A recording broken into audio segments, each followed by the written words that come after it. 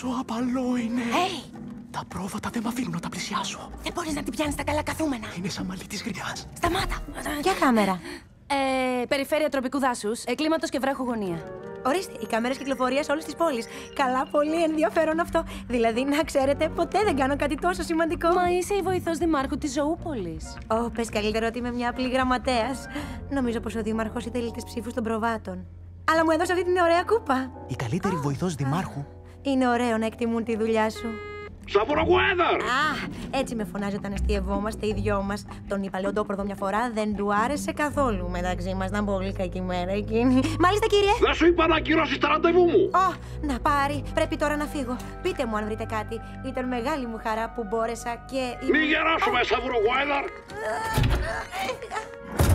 Λες να μετράει τον εαυτό της για να κοιμηθεί. Σταμάτα.